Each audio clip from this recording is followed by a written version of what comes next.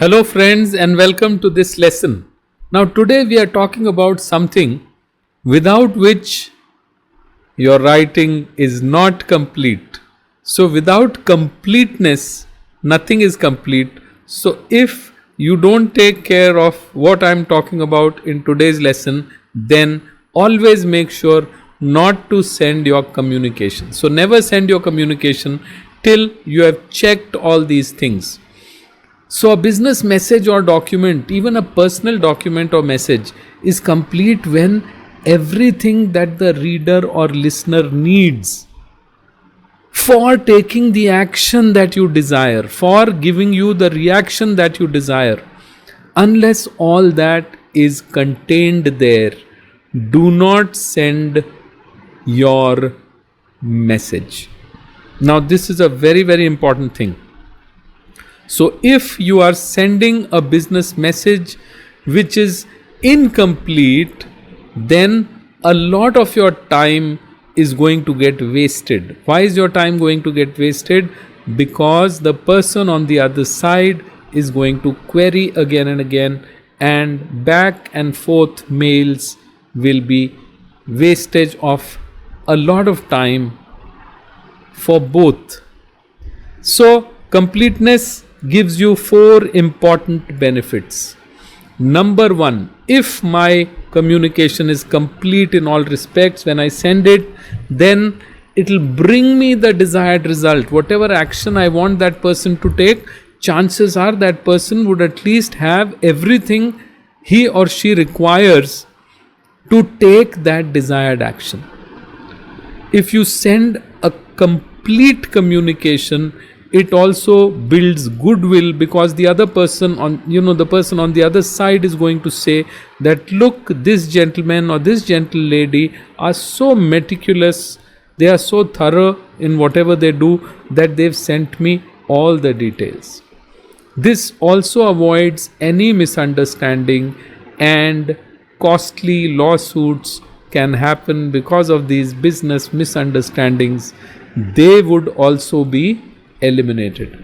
And as I told you in the last slide, inconsequential communication, that means querying back and forth, asking this and that, all that can be avoided.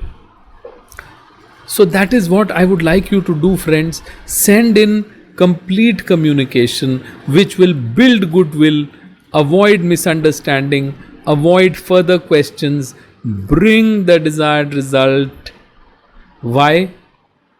Because it helps in decision making. So decision making requires a lot of information. In order to make the message complete, you can use the following guidelines.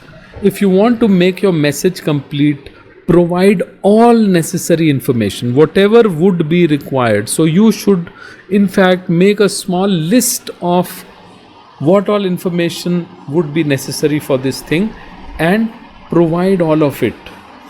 If there are any questions asked, make a list of these questions.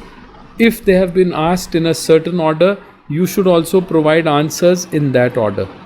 And if there is something extra which is desirable, then send it. Otherwise, send just the complete details or the complete answer that needs to be sent. Now, what is necessary information? Necessary information is of 2 types. One, that you have to send in order to get the other person to make a decision and act in your favor. So that you have to provide. Otherwise, if you don't provide it, then that receiver or the person who is going to take that action is not going to be in a position to take that action. Mostly a complete message should be capable of answering 5 W's: what, when, where, why, who, and how. So we have covered this. 5 W's and 1 H also has been covered in one of the lessons. So my dear friends, if your communication is complete in all respects, it would also answer these questions. and it would help the decision maker make a decision. So all the relevant material should be contained in your message. So if your message is complete in these aspects, then your decision maker or receiver or person on the other side will always be able to think, about making a decision. Otherwise, the person is not going to think about making a decision. The person is going to think about sending a query or sending back your stuff saying this is incomplete, please complete this and then send it across to me. So if you are in that habit where you hurriedly create something and send it across, and then people will send you couple of mails this way and that, where there'll be an exchange, this is not there, please provide this is not clear, make it clear, do this is not attached, send this, do that. So you waste a lot of time. So if you're in the habit of doing that, then every time you attend to the query, you are again wasting your production time.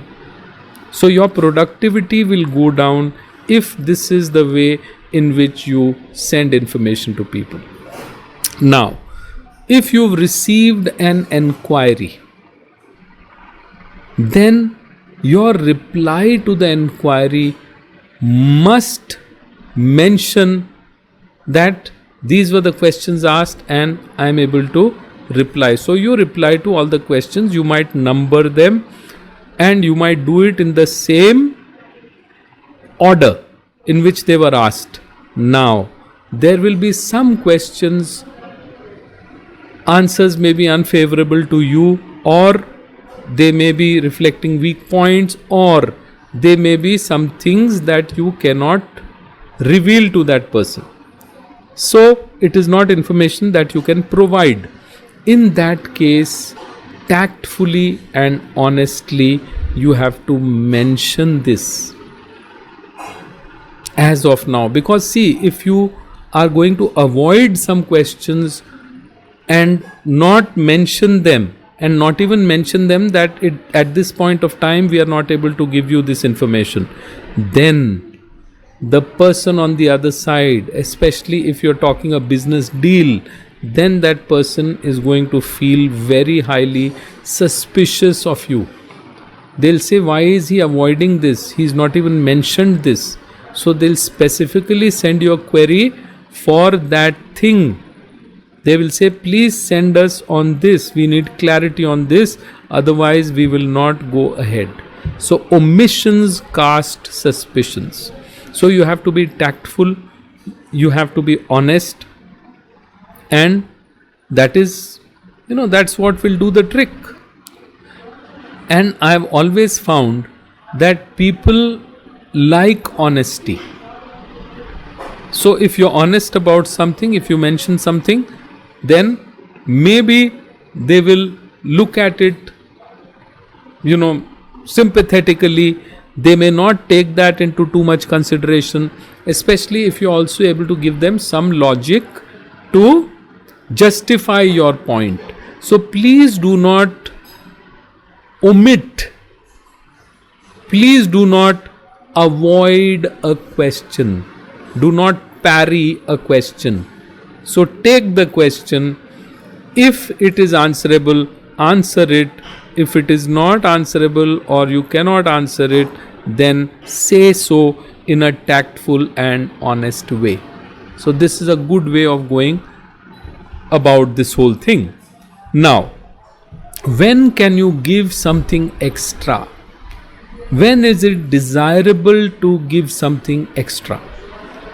So there may be a query which does not cover everything about a certain thing. Supposing you manufacture software, application software, and you also customize software, and somebody has asked you, sent you a query that this is why we need this kind of an application. So if your software can do this, then kindly send us a proposal. Now in their query, they may not have mentioned everything about the software or what the software can do, or about their requirements also. And you, since you deal with a lot of people from that kind of business, because you are making the application for them, so you know more.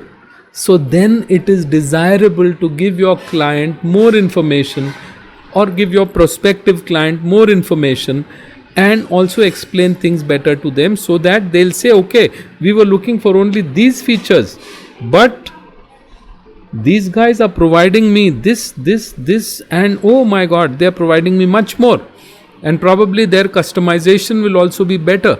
So you're sending this extra information when it is desirable is going to swing the deal in your favor.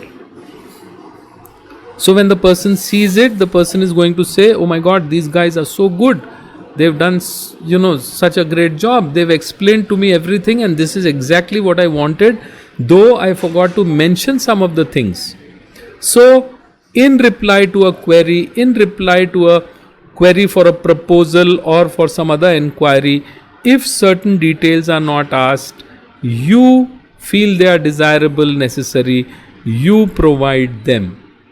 Sometimes you must have seen, if you are looking for a certain model of something and you ask for a quotation or you inquire, the company not only sends you that, along with that they also send you other models.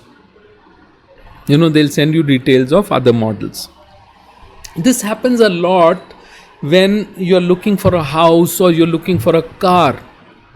So when I was looking to buy a house in Delhi, and I was living in Jamshedpur, so I got to know from a friend of mine that DLF was making very good houses in Gurgaon.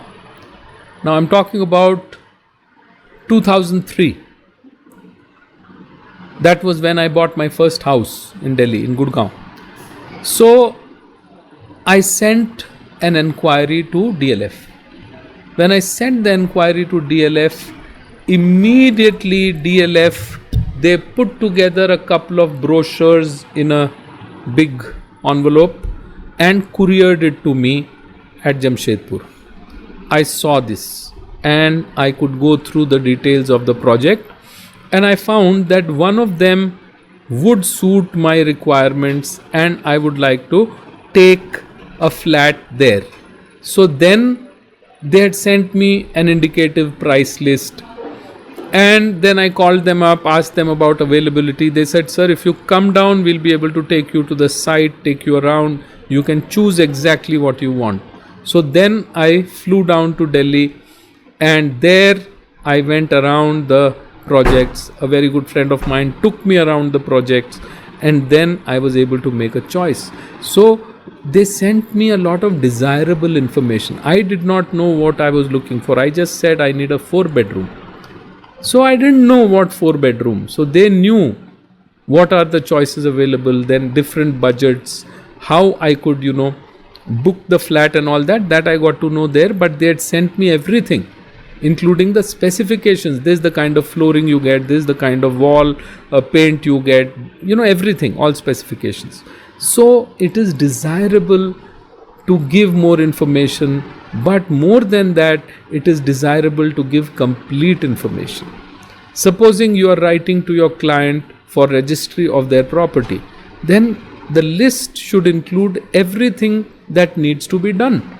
The list should include all documents required. Later on, you cannot say, oh, sorry, we forgot. No, we omitted that. Please add this. No. So companies are very good, and departments are very good. They take into account everything. Then they give you the details. So friends, I hope you too are going to follow this, and your documents and your communications are going to be complete in all respects before you press the send button. So before you send anything, check for completeness. Don't send something if it's not complete. So my dear friends, I hope you've enjoyed this lesson. I'll see you in the next. Until then,